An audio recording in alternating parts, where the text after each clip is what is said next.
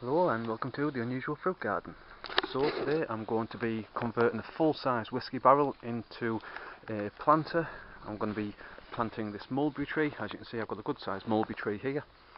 I don't want to be planting the mulberry into the ground because I fear that I'm not going to be staying at this property for a huge amount of time, probably a couple of more years or so, but in the meantime I'm going to be using a whiskey barrel, a full-size barrel, and that's going to give plenty of room, plenty of space for the roots of the mulberry to grow. But in the meantime, if I do move, it means I should be able to get the barrel, get it moved out and take that with me. As you can see, it's a complete barrel, both top and bottom at the moment, so I'm going to have to cut the top around it. I've already drilled a hole just there, and that goes straight through, so now I can get a jigsaw in, and then I'll be able to cut the full entire circle round. Once that's cut out, then I've got a number of bags of compost and topsoil to fill it up with. It's peat-free compost, and bog standard, pretty much good quality topsoil as well. So I've got plenty of bags of those. So once the top's all cut out, I'm going to get those filled in. Then I'm going to mulberry in and see what it looks like once it's done. So in the meantime, I'm just going to go and get the jigsaw out, get the circular top cut out, ready to be filled in with all the compost and topsoil. And we'll have a look what it looks like once it's all cut out and ready to go.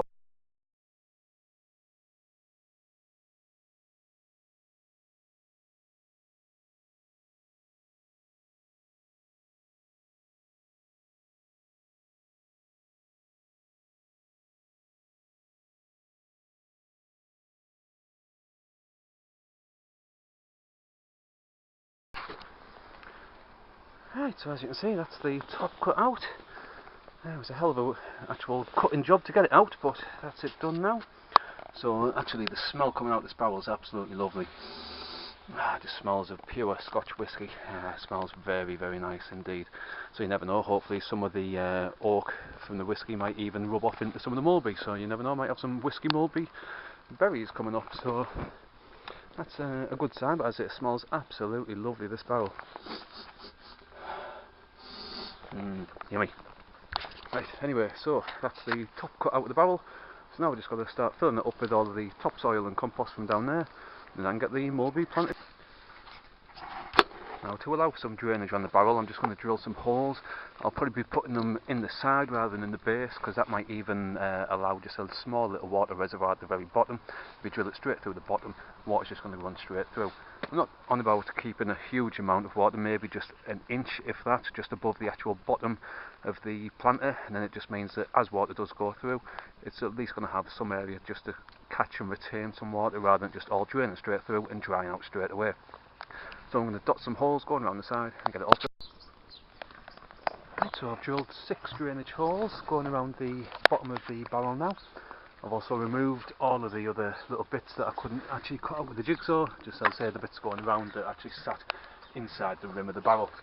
So that's the barrel all ready to be filled in now, as it's going to be staying pretty much here. And I'm going to be putting some bamboo stakes in there as well, just to help me train the mulberry tree until it's going to be in a more suitable position for proper training. So in the meantime, as I say, it's time to get there, filling with the compost now.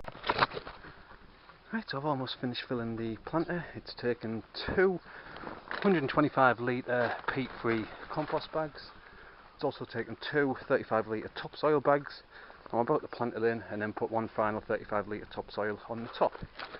So as you can see, that's pretty much almost full now. I've made a bit of a divot there ready for the mulberry. That's the mulberry that's going to be going in. It's coming in a 30 litre pot, so that should fit perfectly in here. Give plenty of room for root growth. And as I say, I'll put the other topsoil on top and bed that in around it.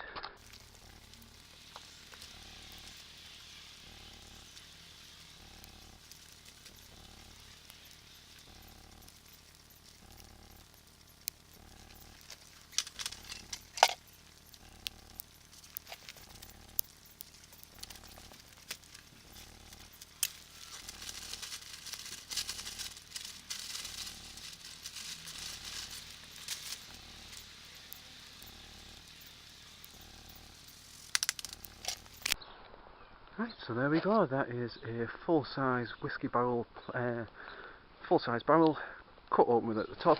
It's got a nice 2 metre tall mulberry tree sat in it now. I'm going to install a couple more bamboo canes just so I can help train it, but That's not really important at the moment. It's still got a couple in, as you can see, and I'm using those to tie the branches down as things stand.